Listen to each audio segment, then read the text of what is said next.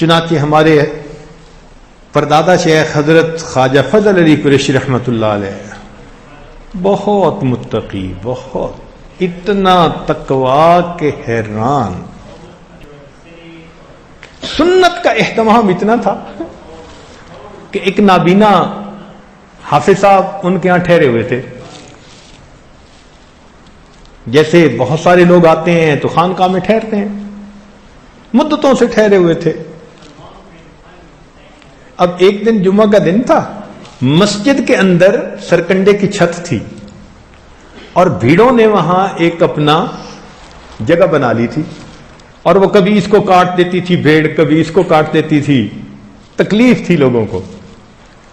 لوگوں حافظ صاحب کے ذہن میں خیال آیا کہ آج بھیڑوں کو یہاں سے بھگائیں. انہوں نے ایک لاٹھی لے کے اس کے اوپر کپڑا باندھا اور آگ لگوائی، اور سرکنڈے کی چھت، اور اوپر آگ جو بھیڑوں کو دکھائی تو وہ بھیڑیں تو کیا مرتی، چھت نے آگ پکڑ لی.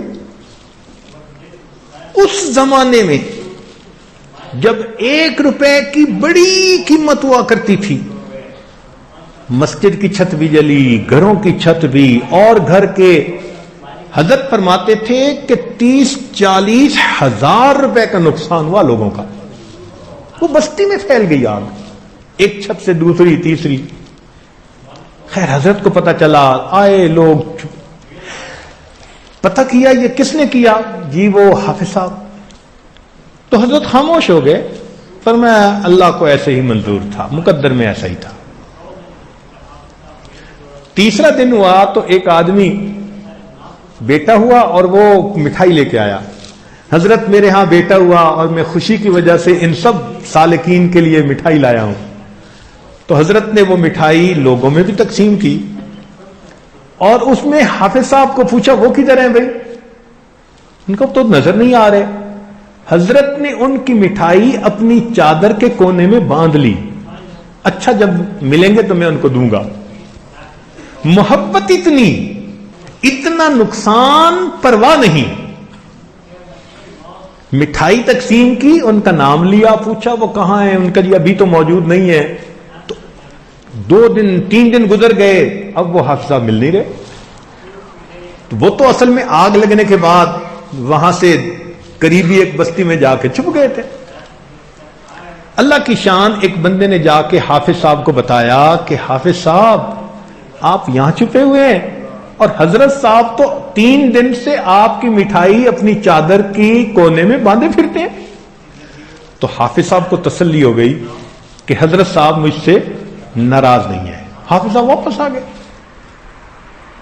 حافظ صاحب واپس آ گئے. حضرت نے ان کو مٹھائی دی. وقت گزرتا گیا، 1 سال 2 سال اور گزر گئے، اسی محبت پیار کے ساتھ رہے.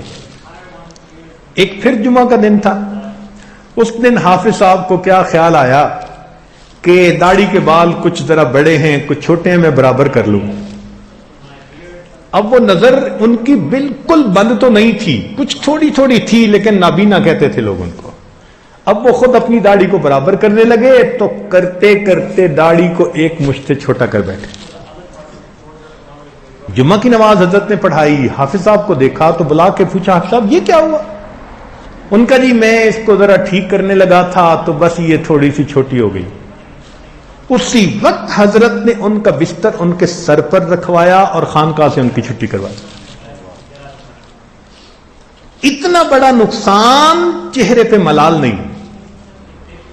سنت کے بارے میں اگر اونچ نیچ ہوئی تو اسی وقت خانقاہ سے دھکا دے دیا، جاؤ پھر تم آئے کس لیے ہو یہاں پر. اتنی سنت کی اتباع ہوتی تھی.